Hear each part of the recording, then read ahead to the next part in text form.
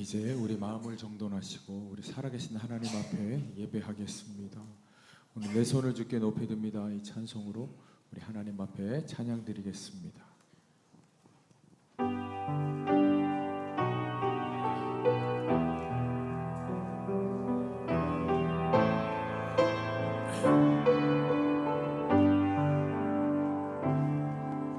내 손을 주께 높이 듭니다.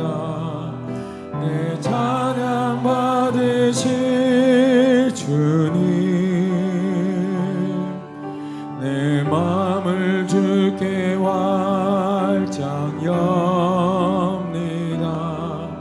내 찬양 받으실, 우리 다시 한번 고백합니다. 내 손을 주께 높이 듭니다. 내 손을 주께 높이 듭니다. 내 찬양 받으실 주님, 내 마음을 주께 활짝 엽니다. 내 찬양 받으실 주님,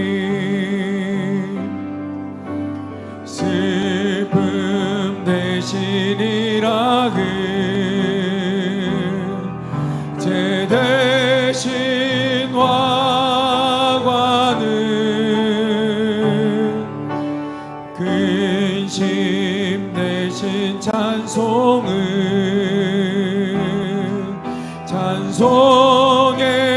옷을 주셨네. 내 손을 주께 높이 듭니다. 내 찬양 받으실 주님, 내 마음을 주께 활짝 엽니다. 내 찬양 받으실 주님, 슬픔 대신 희락을, 슬픔 대신 희락을 제 대신 화관을 근심 대신 찬송의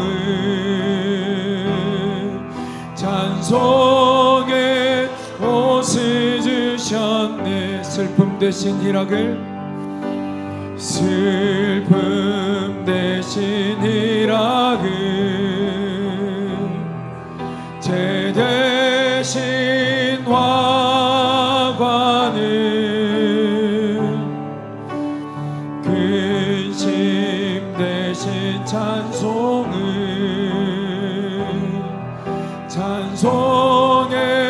옷을 주셨네. 내 손을 주께, 내 손을 주께 높이 듭니다. 내 찬양 받으실 주님, 내 마음을 주께 활짝 엽니다. 내 찬양 받으실 주님.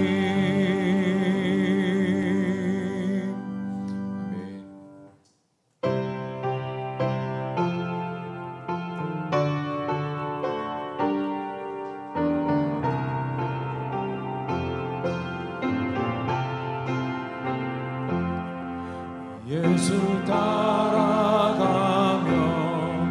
복음 순종하면 우리 행할 길 환하겠네. 주를 의지하며 순종하는 자를 주가 늘 함께 하시리라. 의지하고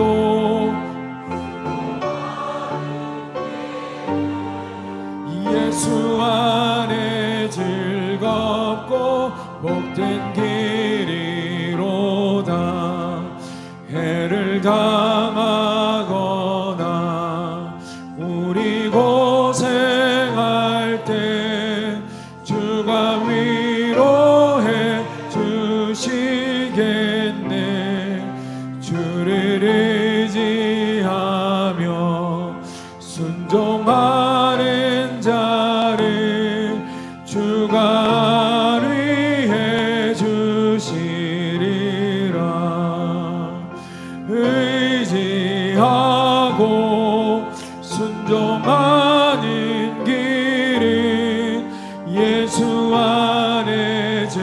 즐겁고 복된 길이로다. 남의 짐을 지고 슬픔 위로하며 주가 상급을 주시겠네. 주를 의지하며 순종하는 자를 항상 복 내려 주시리라. 의지하고 순종하는 길은 예수 안에 즐겁고 복된 길이로다. 우리 받은 것을 주께 다 드리면 우리 기쁨이 넘치겠네. 주를 의지하며 순종하는 자를 은혜 풍성케 하시리라. 의지하고 순종하는 길은 예수 안에 즐겁고 복된 길이로다. 주를 힘입어 말씀 잘 배우고 주를 모시고 살아가세. 주를 의지하며 항상 순종하면 주가 사랑해 주시리라. 의지하고 순종하는 길은 예수 안에 즐겁고 복된 길이로다.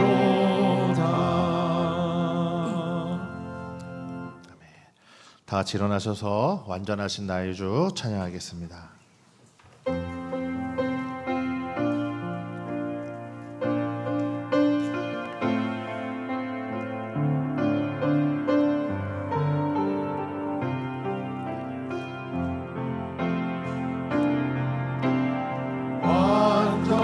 완전하신 나의 주 의의 길로 날 인도하소서.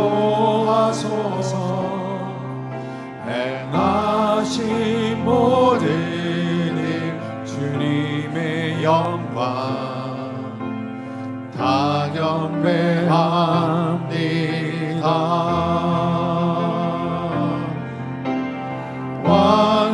완전하신 나의 주 의의 길로 날 인도하소서.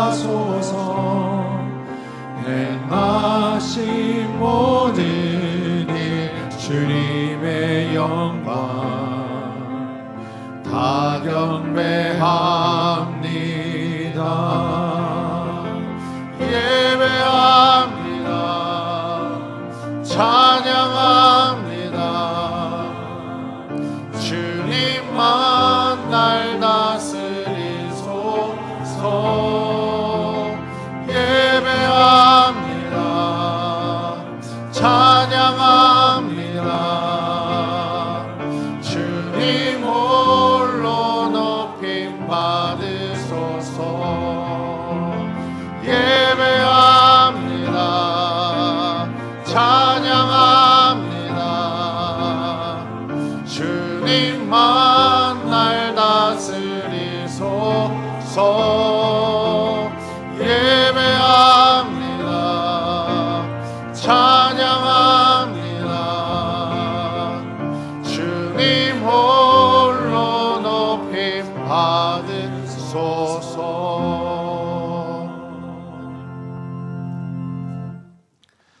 이날은 여호와께서 정하신 것이라. 이날에 우리가 즐거워하고 기뻐하리로다. 여호와여 구하옵나니 이제 구원하소서. 여호와여 우리가 구하옵나니 이제 형통하게 하소서. 아멘.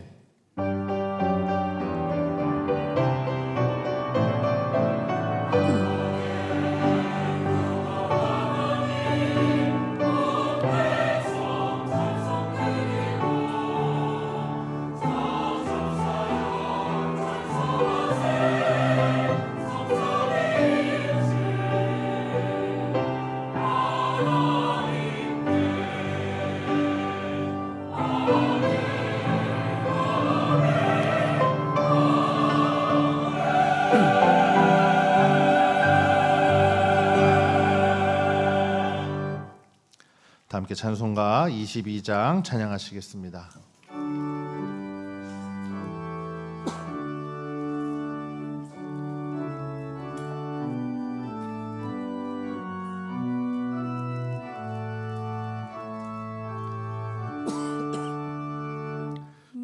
만유의 주 앞에 감사를 드리고 다 경배하면서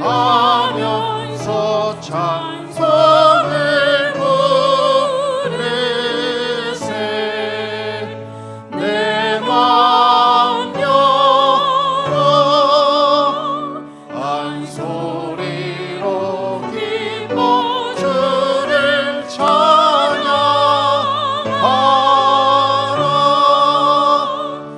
영원한 그 나라 주 다스리시니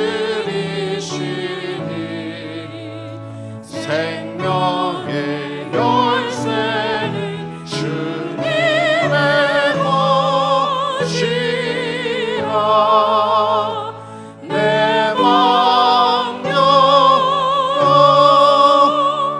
한 소리로 기뻐 주를 찬양하라.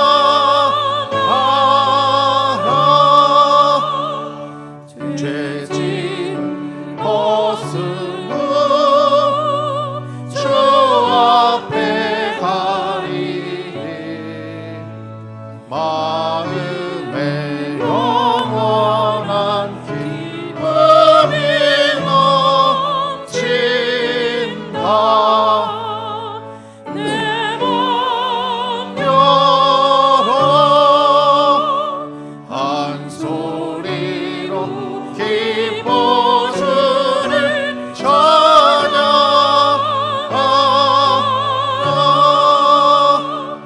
참 소망 가지고 그날을 기리며 주 다시 오실 때 기쁘게 맞으리. 내 맘 열어 한 소리로 기뻐 주를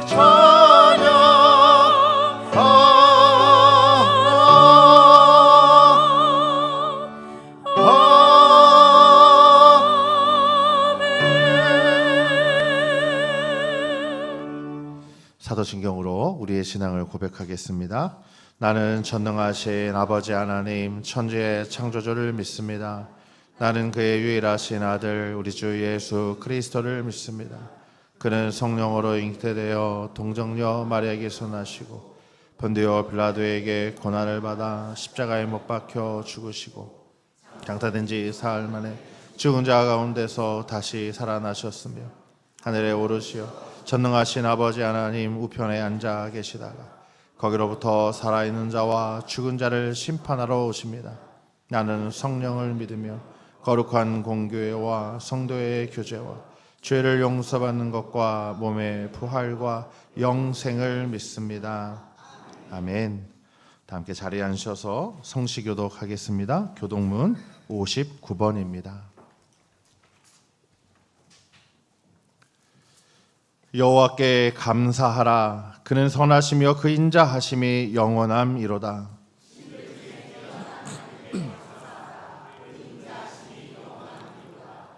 주들 중에 뛰어난 주께 감사하라. 그 인자하심이 영원함이로다.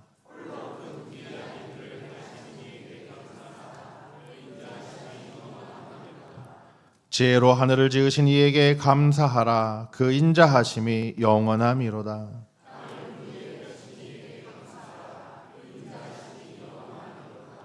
큰 빛들을 지으신 이에게 감사하라. 그 인자하심이 영원함이로다.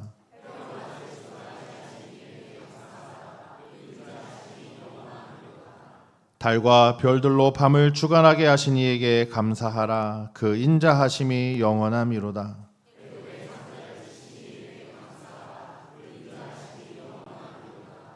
이스라엘을 그들 중에서 인도하여 내신 이에게 감사하라. 그 인자하심이 영원함이로다.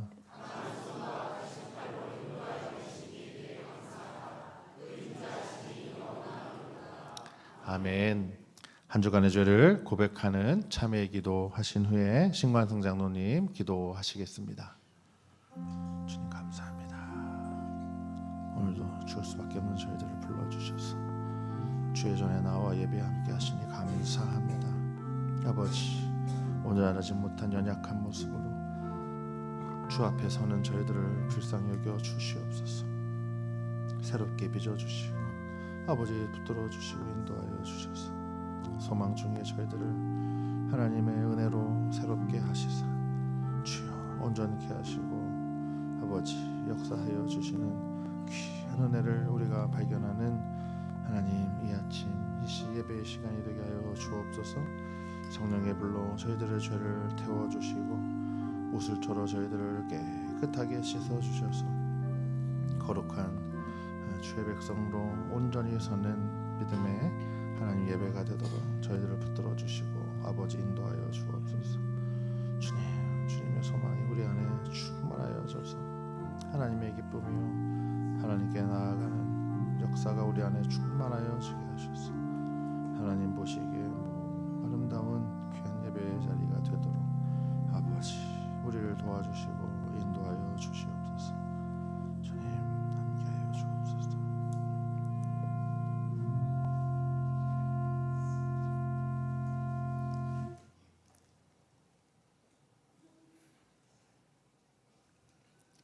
하나님 아버지 감사합니다. 하나님 크신 사랑으로 죄인들을 불러서 생명 주시고 예배의 자리로 인도하심 감사합니다.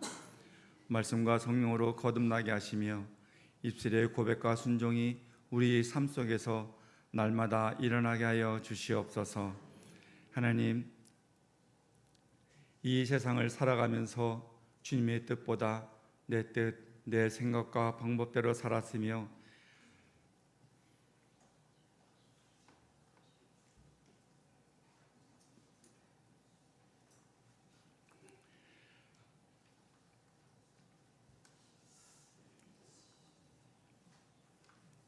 하나님께서 원하시는 자리에 있지 않을 때도 있었음을 용서하여 주시옵소서. 우리 하나님의 자녀답지 못한 말과 행동으로 상처받은 영혼들을 위로하여 주시고 우리를 용서하여 주시옵소서. 교회 학교 수련회 동안 함께 하시고 은혜 주신 하나님 감사합니다. 학생들이 주님과 언제나 동행하는 거룩한 하나님의 백성 되게 하여 주시옵소서. 수고하신 교육자와 교사들을 축복하여 주시고 저들의 언신이 하늘의 별과 같이 빛나게 하여 주시옵소서. 기도로 물질로 여러 모양의 봉사로 함께 하신 성도들에게도 갑절의 축복을 더하여 주시옵소서. 예배하기 어려운 환경에서도 주님을 찾는 성도들을 만나 주시고 함께 하여 주시옵소서. 말씀을 들고 단위에 오르시는 주의 사자들을 축복하사 기쁨과 즐거움으로 하나님을 전케하시며 성령 충만과 영육 간의 풍성함을 더하여 주시옵소서. 이 시간 하나님을 구하고 찾고 두드리는 모든 성도들에게 은혜 내려 주시옵소서. 하나님을 만난 기쁨과 즐거움이 충만한 예배 되게 하여 주시옵소서. 예배 위에 헌신하는 찬양대 기도위원, 주방위원, 안내위원, 방송위원 등 여러 곳에서 행하는 그들의 수고를 받아주시고 축복하여 주시옵소서. 모든 만물의 찬양과 영광을 받으시기 합당하신 하나님, 우리의 찬양과 예배도 받아 주시옵소서. 예수님의 이름으로 기도드립니다. 아멘.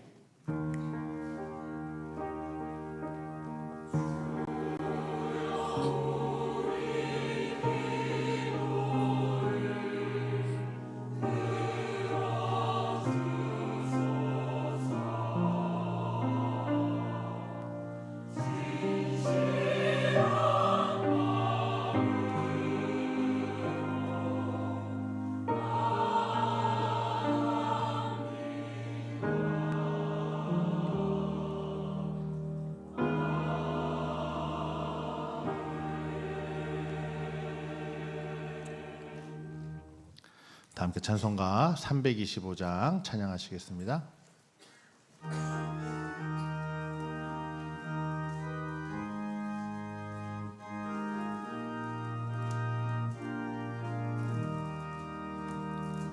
예수와 함께 계시니 시험이 오나 겁없네.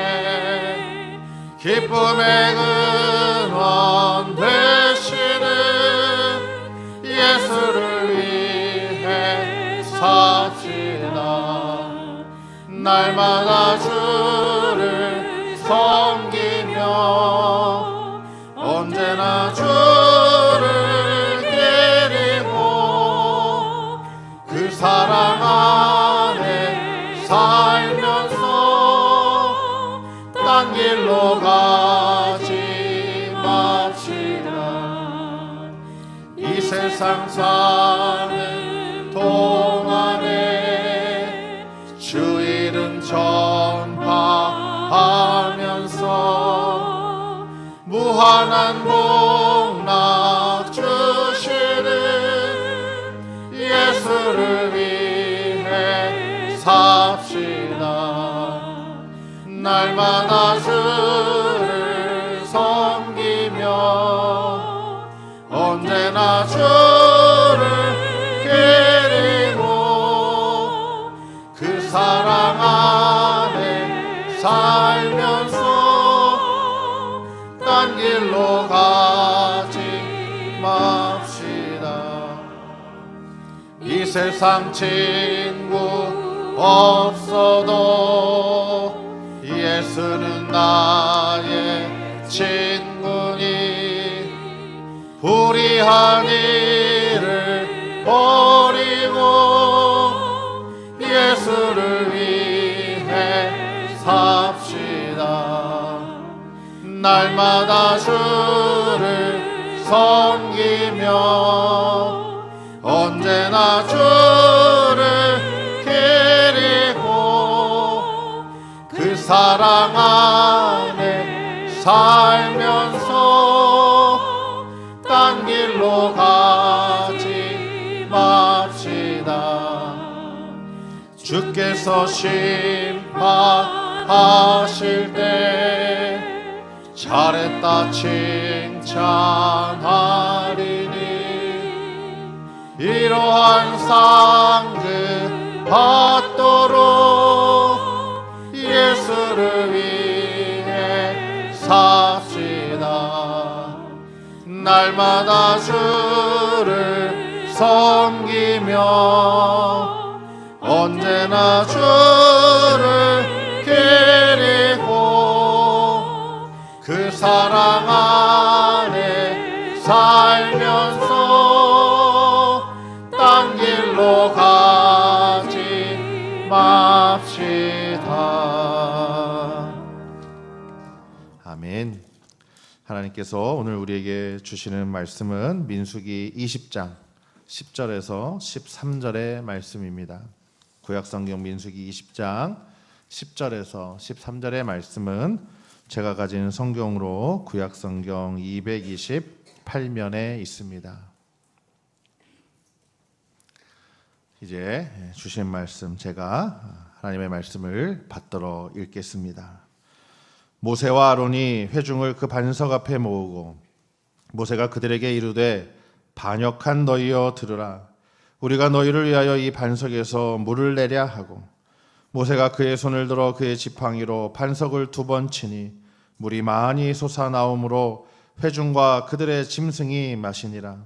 여호와께서 모세와 아론에게 이르시되 너희가 나를 믿지 아니하고 이스라엘 자손의 목전에서 내 거룩함을 나타내지 아니한 고로 너희는 이 회중을 내가 그들에게 준 땅으로 인도하여 드리지 못하리라 하시니라. 이스라엘 자손이 여호와와 다투었으므로 이를 무리라 하니라. 여호와께서 그들 중에서 그 거룩함을 나타내셨더라. 아멘. 호산나 찬양대에 찬양해 주시겠습니다.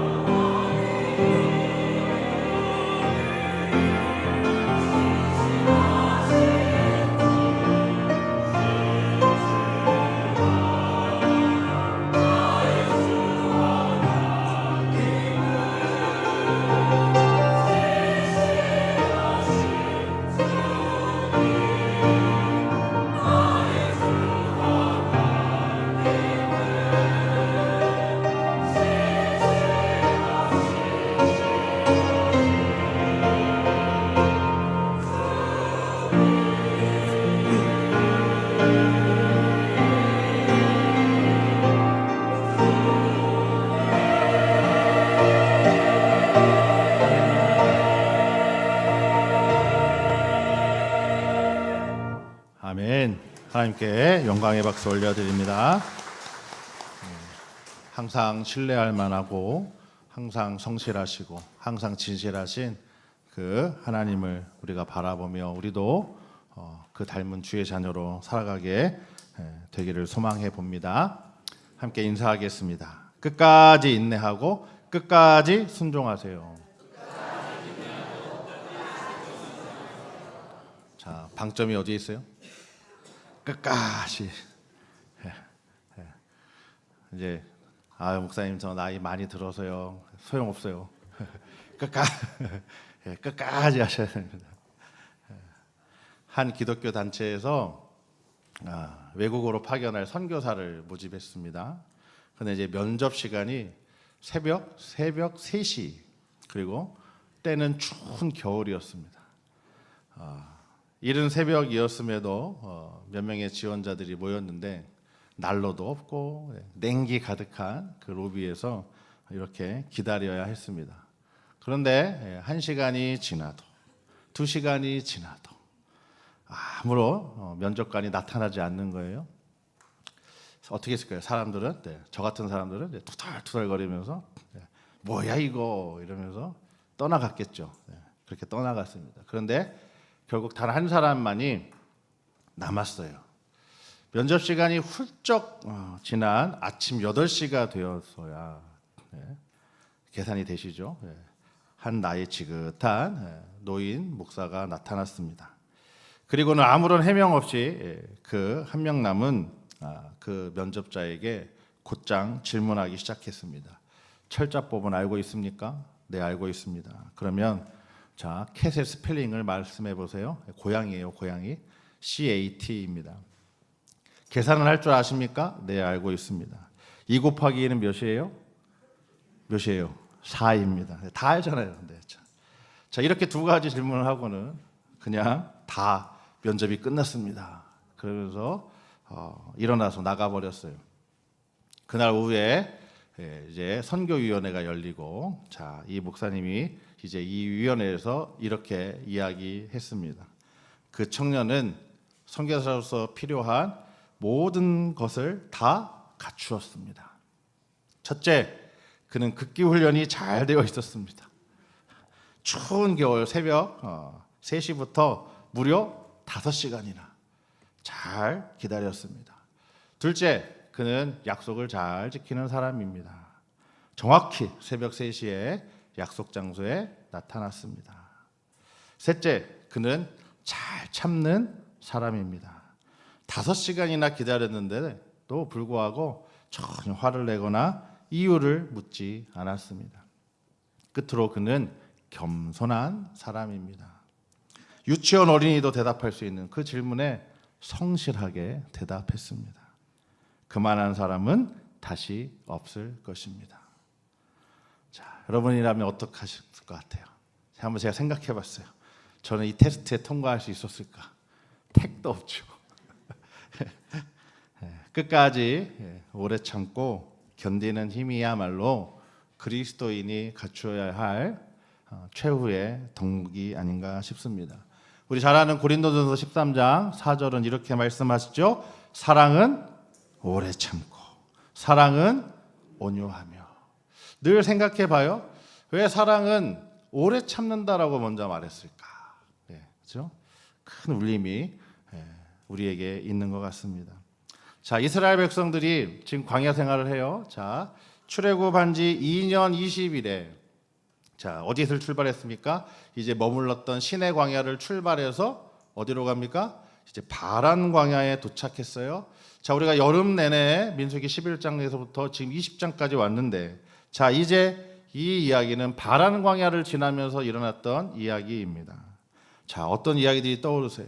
불평과 원망과 반역의 이야기, 특별히 정탐에 실패해서 큰 이제 어려움에 빠진 이야기, 굵직굵직한 사건들이 있었습니다.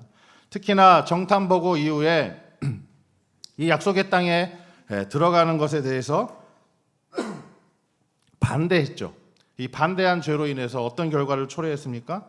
출애굽 1세대가 이 광야에서 가나안 땅에 들어가지 못하고 여기에서 소멸되는 그런 안타까운 결과를 초래하게 됐죠. 무려 38년의 시간을 이 광야에서 보내야만 했어요. 정탐 실패가 이루어진 장소가 가데스 바네아라고 하는 곳이었습니다. 자, 민수기 20장은 이제 시간이 훌쩍 지나서 출애굽한 지 40년째 되는 해 정월입니다. 자, 그때를 시간 배경으로 해서 이제 광야 유랑 생활이 끝나갈 무렵이에요. 자, 그때 어디로 다시 인도하세요? 그 가데스 바네아로 다시 인도하셨다. 이렇게 시작하고 있습니다. 우리 다 함께 민수기 20장 1절의 말씀 같이 한번 읽어봅니다. 시작. 첫째 달에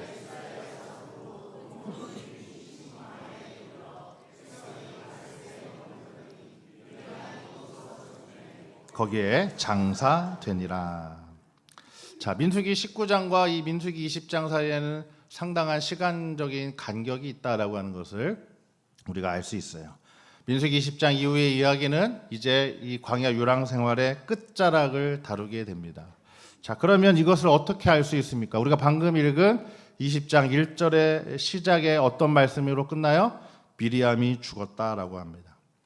미리암의 죽음의 이야기로 시작해서 이제 20장 끝까지 읽어보면 또 누가 죽습니까? 아론이 죽습니다. 자, 미리암과 아론이 죽었다. 이렇게 이제 마무리하고 있기에 우리는 이렇게 예상할 수 있는 거죠. 이해할 수 있습니다. 오랜 시간이 흘렀음을 간접적으로 알게 해주고 있어요. 자, 하나님은 그럼 왜 이 이스라엘 백성들을 다시 가데스 바네아로 다시 오게 하셨을까요? 이제 저물어가는 출애굽 1세대의 뼈아픈 과거를 돌아보면서 다시 같은 장소에서 출애굽 2세대를 통해 새롭게 이스라엘을 세우시려고 하시는 하나님의 깊은 경륜이 그 뜻에 거기에 담겨 있는 거죠. 1세대의 실패를 극복하기 위해서 그 실패의 자리로 다시 부르셔서 다시 시작하도록 하기 위해서였습니다. 여러분, 예수님이 부활하신 다음에 어디로 가장 먼저 가셨어요? 갈릴리로 가셨어요. 왜 가셨을까요? 베드로를 비롯한 제자들이 실망하고 실패한 마음을 가지고 갈릴리로 도망했기 때문이에요. 예수님은 거기에서 다시 그들을 찾아가셔서 그 갈릴리 호수에서 베드로와 마주하셨죠. 요한복음 21장의 이야기는 바로 예수님을 3번 부인했던 베드로가 다시 제자로서의 삶을 시작하는 이야기입니다. 밤새워 수고했으나 아무 소득이 없었던 그 갈릴리에서 다시 말씀에 의지해서 그물을 던졌더니 무려 153마리의 물고기가 잡혔고, 이제 예수님이 차려주신 조반을 함께 먹으면서 내가 나를 사랑하느냐라고 3번 물으시는 그 질문을 통해서 베드로는 다시 내 양을 치고 먹이라고 말씀하시는 주님의 사명을 받아들입니다. 재차 부여받게 됩니다. 예수님이 제자들과 사역을 시작하셨던 그 갈릴리, 바로 같은 장소에서 부활하신 예수님을 만난 베드로는 다시금 그 실패를 딛고 제자로 세움을 받고 이제 그 맡겨진 사명을 시작하게 되었던 거죠. 가데스에서 실패한 이스라엘이 다시 같은 장소에 선 것과 이와 흡사하지 않습니까? 가데스는 어쩌면 신의 광야에서 영적으로 가장 중요한 장소라고 말해도 손색이 없어 보입니다. 부족함이 없어 보입니다. 2세대가 등장하려면 여러분 어떻게 해야 돼요? 1세대가 역사의 뒤안길로 자연스럽게 사라져야 하는 것은 자연의 순리입니다.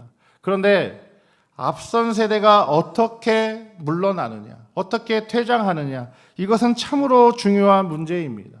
과연 이스라엘이 38년간을 유랑하면서 그러면 이전의 습성을 다 버리고 그렇게 떠나갈 것이냐, 아니면 여전히 그 버릇을 고치지 못하고 물러나느냐. 우리는 이런 기대를 하죠. 다시 가데스로 돌아왔으니 그 예전에 자신들의 잘못을 38년 동안 깨닫고 회개하고 잘 마무리하고 그렇게 갔으면 좋겠다. 그게 우리의 모두의 바람입니다. 그런데 아쉽게도 그 바람은 이루어지지 않았습니다. 민수기 20장은 미리암의 죽음의 이야기에서 시작해서 모세의 실패의 이야기, 그리고 에돔의 거절과 그리고 마지막 아론의 죽음의 이야기로 구성되어져 있습니다. 모세마저 약속의 땅에 들어가지 못하게 되었음을 이야기해 줍니다. 출애굽을 이끌었던 새 지도자가 다 광야에서 멈추었다라고 하는 이야기를 우리에게 들려줍니다. 새 포도주는 새 부대에 넣어야 한다는 말씀이 생각납니다. 하나님은 가나안 땅에서 새로운 삶을 시작하게 될 그 이스라엘 백성을 위해서 이제 새로운 지도자들을 세워 주실 것입니다. 1세대가 새롭게 변화될 세상을 계속해서 이끌어가도록 하기보다는 새로운 시대에 적합한 새로운 일꾼들을 통해서 그 역사를 이끌어가게 하시는 것이 하나님의 역사요 섭리인 것을 우리는 발견하게 됩니다. 그 까닭에 미리암과 아론은 죽었습니다. 그리고 모세는 약속의 땅에 들어갈 수 없다라고 하는 안타까운 선고를 듣게 되었던 거죠. 인간적인 시선에서 보자면 비극적입니다. 안타깝습니다. 씁쓸한 내용이 아닐 수 없습니다. 그러나 하나님의 시선에서 보자면 이것은 불가피한 결정이었습니다. 왜 그렇습니까? 이스라엘은 전혀 바뀌지 않았기 때문입니다. 심지어 잘 견뎌왔던 모세마저도 끝까지 인내하지 못하고 그만 백성들의 불신앙에 동조되었습니다. 자, 미리암과 아론은 우리가 지나오면서 그래 잘못한 게 컸으니 모세에게 반역하고 큰 잘못을 저질렀으니까 그냥 광야에서 그 삶을 마무리한다라고 해도 이해가 돼요. 그런데 왜 모세까지냐는 거예요. 왜 모세는 광야에서 그 생애를 멈추어야만 했을까요? 오늘 본문의 이야기가 그 대답을 우리에게 주고 있어요. 가데스 신 광야에서 벌어진 이야기입니다. 그런데 이 이야기는 어디선가 본 것 같은 기시감을 줍니다. 바로 출애굽기 17장에 나오는 무리바 사건을 연상시키기에 그렇습니다. 똑같은 사건 같은 그런 착각까지 들게 합니다. 둘 다 물이 없어 불평하고 원망하는 이스라엘 백성들에게 반석을 쳐서 물을 내주는 이야기예요. 하나님을 시험하고 다투었다라고 하는 사실은 같습니다. 무리바라고 하는 뜻이 다툼이라고 하는 의미를 갖기에 그렇죠. 자, 오늘 말씀 민수기 20장 3절에서 5절의 말씀을 같이 한번 읽어봅니다. 백성이 무세와 다투어 말하여 이르되 우리 형제들이 여호와 앞에서 죽을 때에 우리도 죽었더라면 좋을 뻔하였도다. 너희가 어찌하여 여호와의 회중을 이 광야로 인도하여 우리와 우리 짐승이 다 여기서 죽게 하느냐? 너희가 어찌하여 우리를 애굽에서 나오게 하여 이 나쁜 곳으로 인도하였느냐? 이곳에는 파종할 곳도 없고 무화과도 없고 포도도 없고 석류도 없고 마실 물도 없도다. 참 한결같습니다. 분명 시간이 많이 흘렀어요. 38년이 지났다 그랬잖아요. 그런데 이들의 입술은 달라지지 않았어요. 처음이나 지금이나 별반 다르지 않습니다. 불평과 원망, 남 탓으로 가득합니다. 나쁜 거 이렇게 말합니다. 40년의 세월이 무색할 만큼 이스라엘의 신앙이 전혀 나아진 게 없어 보입니다. 한번 비교해 볼까요? 출애굽기 17장 3절의 말씀 같이 읽습니다. 거기서 백성이 목이 말라 물을 찾으매 그들이 모세에게 대하여 원망하여 이르되 당신이 어찌하여 우리를 애굽에서 인도하여 내어서 우리와 우리 자녀와 우리 가축이 목말라 죽게 하느냐. 자, 그럼 어떠세요? 민수기 20장의 말씀도 읽었고 출애굽기 17장의 말씀도 읽었어요? 똑같지 않아요? 아니, 그때보다 민수기 20장의 말씀이 더 불평이 심해진 것 같아 보이지 않으세요? 말도 길지 않습니까? 말을 비교해 보니까 훨씬 길어요. 원망의 강도도 훨씬 세 보입니다. 비슷한 두 사건을 보면서 느껴지는 게 있어요. 죄의 본성은 참 안 바뀐다는 거예요. 참 대단하다라고 하는 거예요.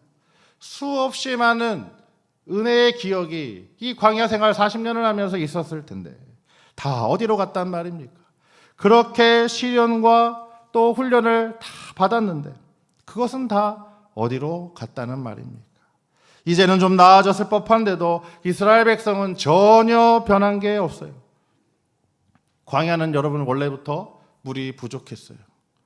처음에는 그곳에 물이 없는 줄 몰랐을 수도 있죠. 애굽에서 나왔을 때야 처음이니까 그랬을 수 있어요.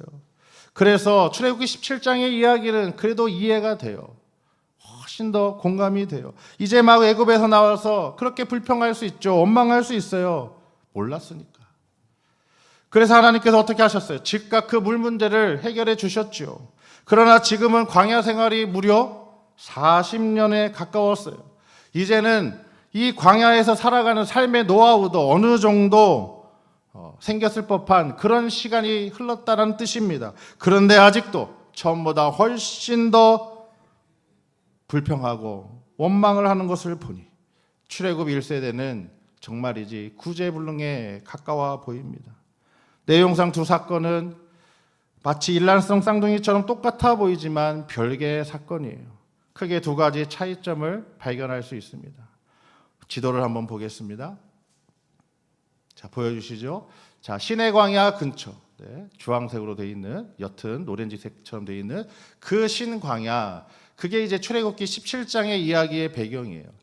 영어로 보면 SIN이라고 합니다. 신광야 똑같은 표기지만 달라요, 철자가. 자, 지금 민수기 20장은 어디에서 일어난 일이에요? 저 위쪽에 모압 옆에 되어 있는 신광야, ZIN으로 표시되어 있죠. 그 신광야에서 벌어지고 있는 일이라는 겁니다. 장소가 달라요.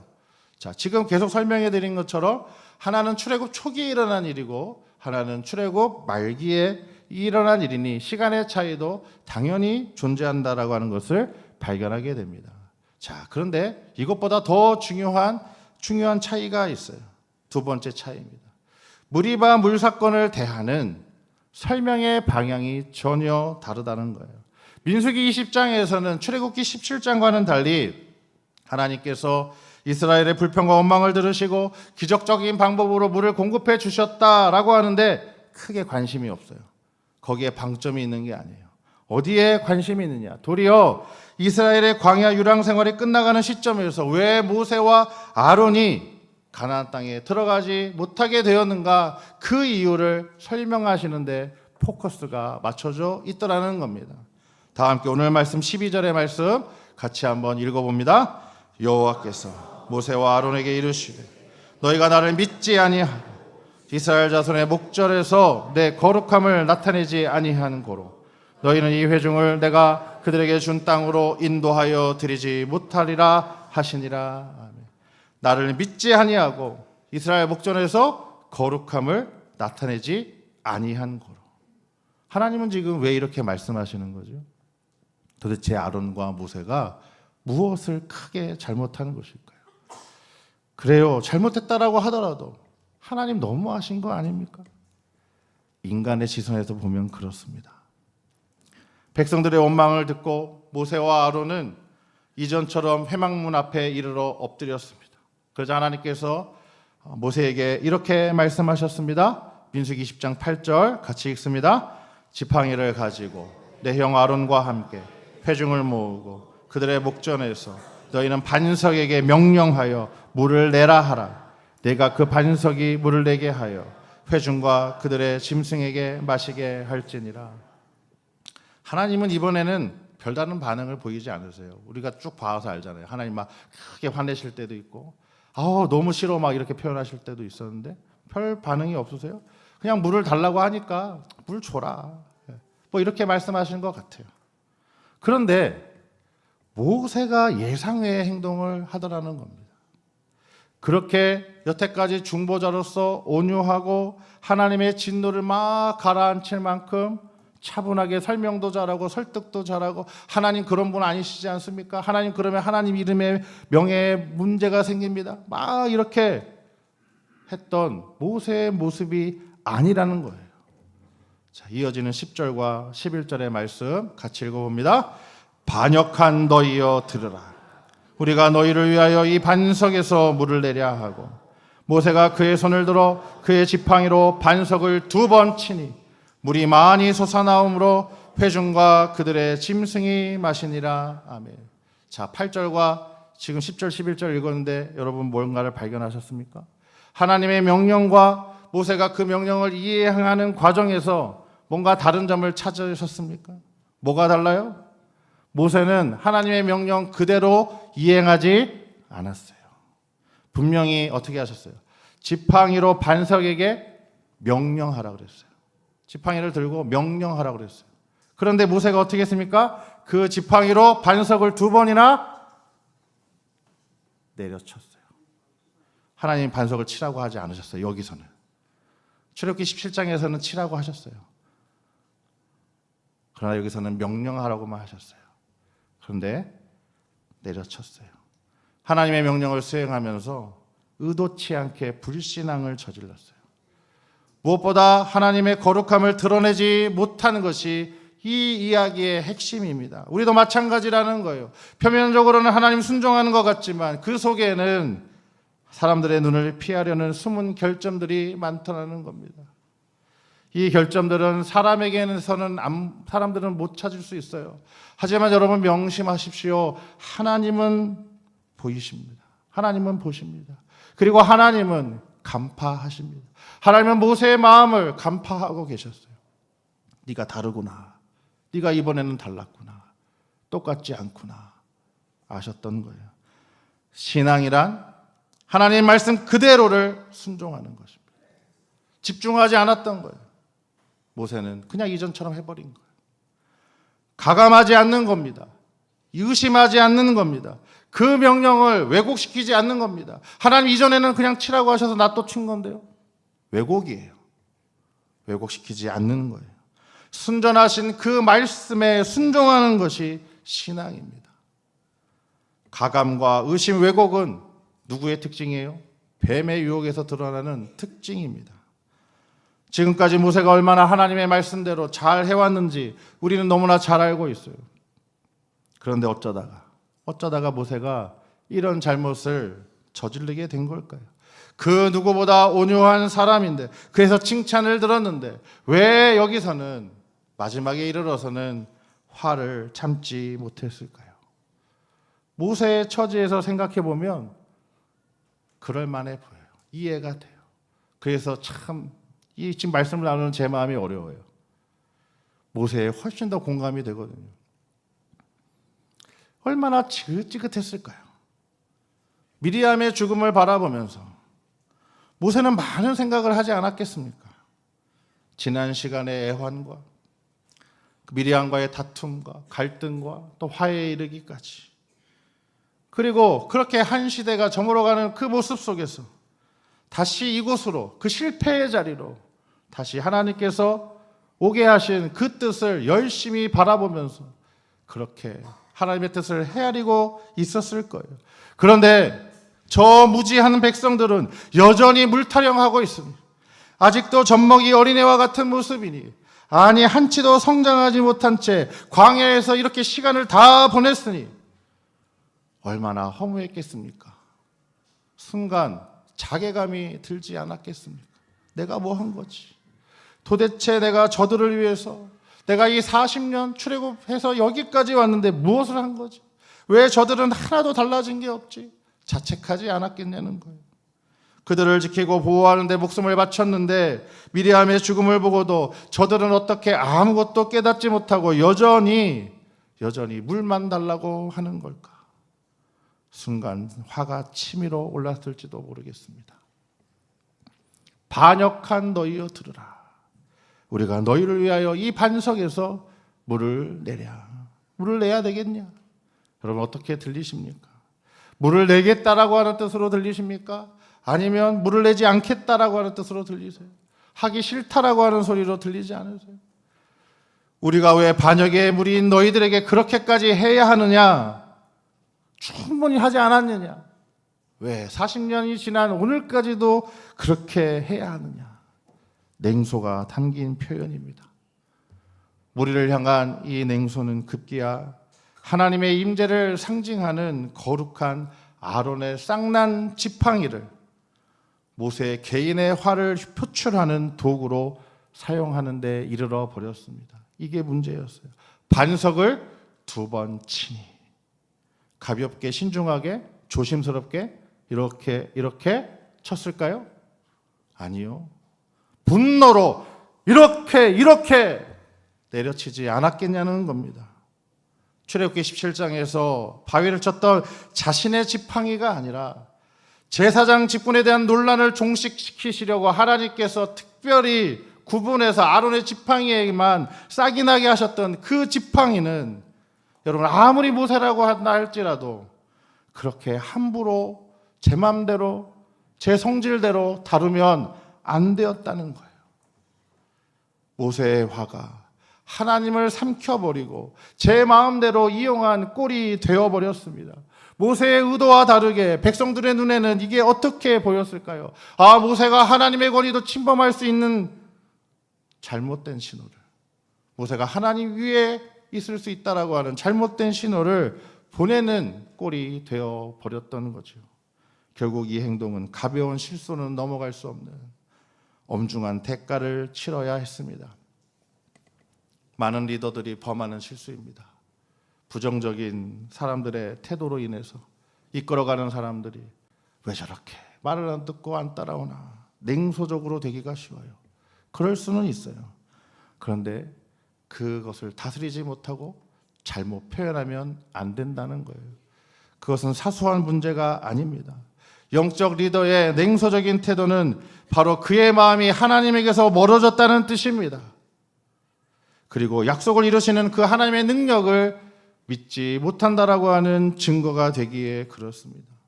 불평하는 백성들을 향해서 모세는 자기도 모르게 냉소적인 태도로 과민 반응을 보인 것이 맞아요. 무엇보다 모세의 행위는 계산된 게 아니에요. 백성들 때문에 생겨난 충동적인 행동입니다. 즉 백성들의 불순종에 너무 마음이 쓰여서 하나님의 은혜를 인식하지 못했다는 거예요. 하나님의 은혜가 항상 커야 하는데 불순종이 그 은혜를 잡아버린 거죠. 더 커 보인 거예요. 결국 40년 가까이의 거듭되는 백성들의 불순종에 모세도 아론도 영향을 안 받을 수가 없었다라고 하는 것을 오늘 본문의 이야기는 우리에게 들려줍니다. 완고한 사람들 상대하면 나도 어떻게 돼요? 완고하게 돼요. 모세와 아론의 마음이 그렇게 된 것 같습니다. 불신앙을 밥 먹듯 하는 사람들을 매일 상대하다 보니 모세와 아론 그러면 안 돼요. 그러면 안 돼요. 하나님 신뢰해야 됩니다. 믿어야 됩니다라고 늘 말했지만 어느덧 자신들도 불신앙으로 물든 말과 행동을 하게 되어 버렸습니다. 하나님의 은혜만을 의지하고 하나님을 향한 그 신뢰를 끝까지 보여야 했는데 모세와 아론이 이 마지막 장면에서 미끄러졌다라고 하는 사실은 우리에게 많은 것을 생각하게 합니다. 계속 매를 맞는데 여러분 견딜 장사가 있을까요? 없어요. 가장 온유한 사람 모세마저 끝까지 인내하는데 실패했습니다. 모세도 출애굽 1세대와 같은 운명 피할 수 없게 되었습니다. 아무리 모세라도 불신앙을 보인 거룩함을 나타내지 못한 그 죄에 대한 책임은 스스로 져야만 했던 겁니다. 광야 40년 동안 계속되는 그 불신앙의 흐름을 이제 모세가 끌어안고 퇴장해야 했던 거죠. 세대 교체의 흐름에 지도자라 해서 예외가 될 수 없습니다. 그렇게 이해한다라고 하더라도 약속의 땅을 위해 걸어가는 성도가 그 땅에 들어갈 수 없다라고 하는 것은 참으로 뼈아픈 선언이 아닐 수 없습니다. 그것도 모세에게 하셨으니까요. 모세는 과연 이 선언을 듣고 무엇을 생각했을까요? 하나님께서 왜 나한테 이러시지? 내가 그동안 어떻게 하나님 섬겨왔는데 그렇게 하면서 서운하지 않았을까요? 인간이니 서운했을 것 같습니다. 모세는 하나님께 다시 그 땅에 들어갈 수 있게 해달라고 기도했습니다. 신명기 3장 25절에서 27절의 말씀 같이 읽습니다. 구하옵나니 나를 건너가게 하사 요단 저쪽에 있는 아름다운 땅 아름다운 산과 레바논을 보게 하옵소서 하되. 자, 모세가 이렇게 구했어요. 하나님 뭐라고 대답하시는지 보세요. 여호와께서 너희 때문에 내게 진노하사 내 말을 듣지 아니하시고 내게 이르시기를 그만해도 족하니 이 일로 다시 내게 말하지 말라. 너는 비스가 산 꼭대기에 올라가서 눈을 들어 동서남북을 바라보고 내 눈으로 그 땅을 바라보라. 너는 이 요단을 건너지 못할 것임이니라. 긴 말이 있지만 무슨 말이에요? 못 들어가. 안 돼. 거절하셨어요. 하나님 거절하셨어요. 그만 얘기해. 하지 마. 여러분들 표정이 안 좋으시네요. 신명기 34장의 마지막 장을 보면 모세의 죽음 이야기를 소개합니다. 저는 개인적으로 이 신명기 34장이 참 좋아요. 왜냐? 진짜 모세가 멋있구나라고 하는 걸 거기서 발견합니다.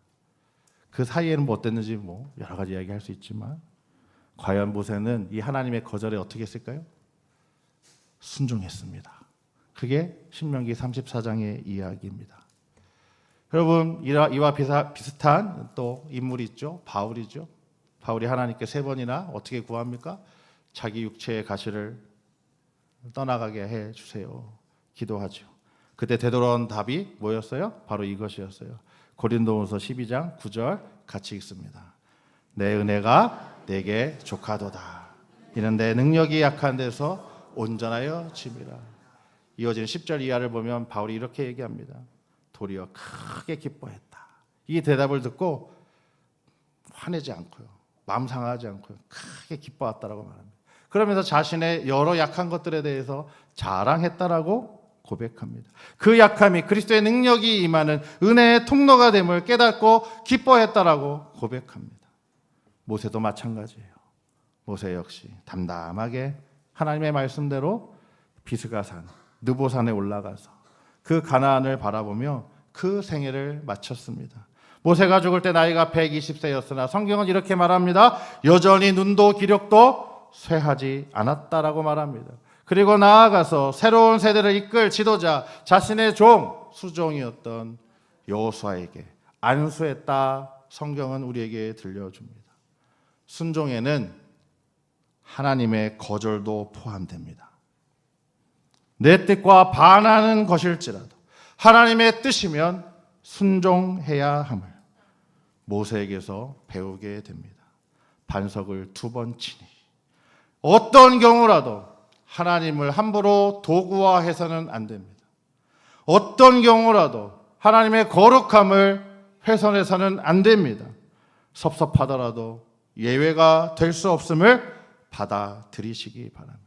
그 책임을 기꺼이 감당하고 도리어 하나님의 선한 뜻을 이루어 가도록 바꾸어 가시기 바랍니다. 끝까지 순종하십시오. 끝까지 인내의 열매를 맺으시는 저와 여러분 그리고 우리 공동체 되기를 간절히 소망합니다. 기도하겠습니다.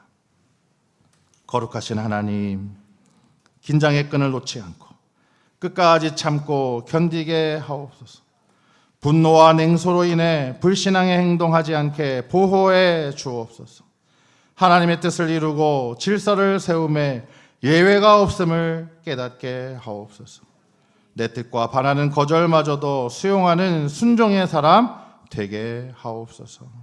예수님의 이름으로 기도하옵나이다. 아멘. 다 함께 찬송가 50장 2절 찬양하며 봉헌하겠습니다.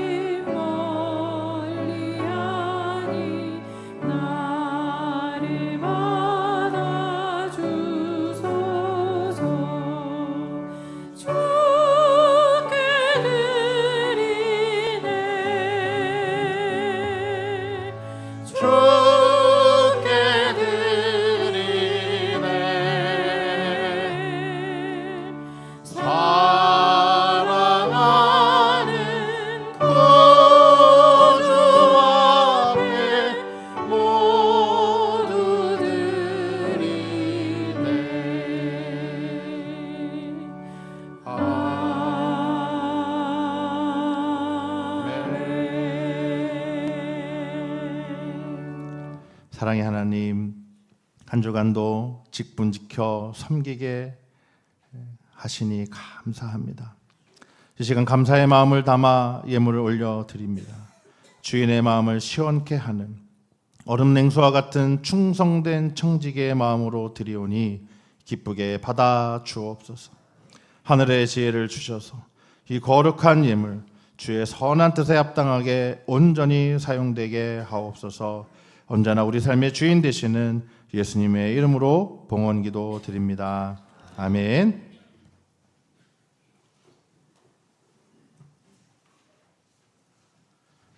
교회 소식 전해드리겠습니다.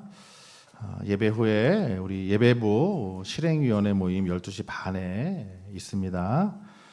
그리고 오후 예배, 오늘 오후 예배는 교사 헌신 예배 및 여름 사역 우리 나눔 예배로 함께 합니다. 올여름에 우리 자녀들에게 주셨던 그 은혜들을 또 우리가 함께 나누는 귀한 자리입니다. 여러분들 많이 오셔서 또 함께 풍성한 은혜 나눠주시기를 부탁을 드립니다. 오후에 마치고 나서 우리 교사들 또 모여서 짧게 수련회 갖도록 하겠습니다. 주중사역 이제 개강합니다. 여름방학 마치고 이제 돌아오는 수요일부터 중보기도회, 복음전도대, 믿음교구, 금요사랑방 모임 각각 정해진 시간에 개강합니다. 기쁨으로 또 반갑게 힘차게 출발할 수 있도록 여러분들 기도해 주시고 또 잘 참여해 주시면 감사하겠습니다. 제자훈련 하반기 10주 과정도 이제 시작합니다. 다음 주일부터입니다. 위에서 우리 먼저 소그룹 리더들 전날인 토요일 새벽에 모임 갖도록 하겠습니다. 그리고 다시 박스 광고 다시 쓰러졌죠? 보시면 정규인 제자훈련 8월 30일부터 이제 11월 8일까지 이제 계속됩니다. 여러분들 또 전반기에 잘 하신 것처럼 또 후반기에도 더 힘차게 기쁨으로 잘 참여해 주시기를 간절히 소망합니다. 다음 주는 이제 5주차라서 여러분들이 말씀을 이제 물어보셔서 광고에 실어드렸습니다. 원래는 이제 5주차에 온가족 예배를 드렸었는데 가을에는 추석이 있어서 온가족 예배를 추석 때 드립니다. 다음 주일은 똑같이 평소 주일대로 예배 드립니다. 착각하지 마시고 교회 학교 각 부서별 예배 있습니다. 점심 식사 교제도 함께 합니다. 여러분 잘 기억해 주시기를 부탁을 드리고요. 또 장학생 시상식도 다음 주일에 갖도록 하겠습니다. 8월에 식당에서 봉사하시는 분들 우리 3부 남성교회 그리고 오늘은 7부 여전도회에서 수고해 주십니다. 센싱하기 놀이터 네 번째 시즌 9월 5일에 시작해서 또 8주간 진행됩니다. 자세한 내용 홍보물을 잘 참조해 주시면 감사하겠습니다. 우리 최선현 은퇴권사님 성경 통독해 주셨습니다. 기타 다른 소식들 주보를 잘 참고해 주시면 감사하겠습니다. 이제 다 함께 일어나셔서 찬송가 635장 주기도문 찬양하시고 축도로 예배 마치겠습니다.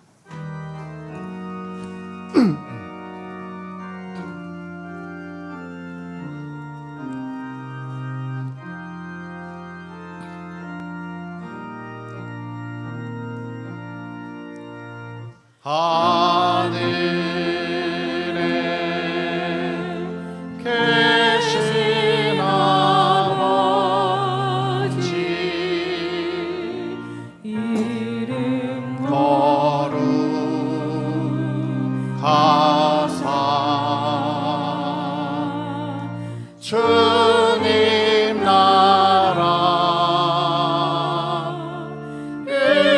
임하시고 뜻이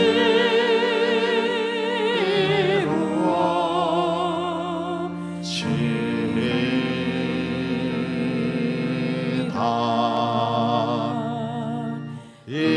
일용할 양식 주시고 우리들의 큰 죄 다 용서하옵시고 또 시험에 들게 마시고 악에서 구원하소서. 대개 주의 나라 주의 권세 주의 영광 영원히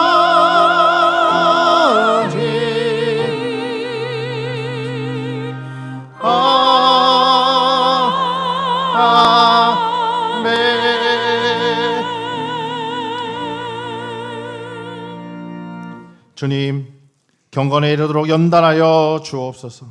실패의 자리를 마주하고 다시 일어나 회복하게 하옵소서. 순전한 하나님의 말씀 그대로 실천하고 순종하게 하옵소서. 순간의 분노와 냉소로 인해 불신앙의 죄를 범하지 않게 하옵소서. 끝까지 참고 견디며 거룩하신 하나님 신뢰하고 따르게 하옵소서. 여러 질병으로 고통 가운데 있는 화두들을 고쳐주시고 낭망하지 않도록 붙들어 주옵소서. 또 약자들의 건강을 지켜주시고 여러 사정으로 나오지 못한 자녀들을 돌보아 주옵소서. 진로와 취업과 결혼을 놓고 기도하는 자녀들을 기쁨의 길로 인도해 주옵소서. 이 나라를 복음으로 새롭게 하사 평안을 누리고 번성하게 하옵소서. 복음의 말씀이 선포되는 세계 열방 가운데 주의 영광 나타나게 하옵소서. 하나님을 기쁘시게 사람을 행복하게 세상을 아름답게 만드는 교회 되게 하여 주시옵소서. 이제는 우리 구주 예수 그리스도의 은혜와 하나님 아버지의 다함없는 사랑과 보혜사 성령의 위로 교통하심이 끝까지 긴장의 끈을 놓지 않고 인내와 순종으로 따르기로 다짐하는 이 시간 예배하는 우리 모두 위에 가정과 일터 위에 사랑하는 관 공동체와 이 나라와 이 세계 위에 지금부터 영원까지 함께 하시기를 간절히 축원하옵나이다. 아멘.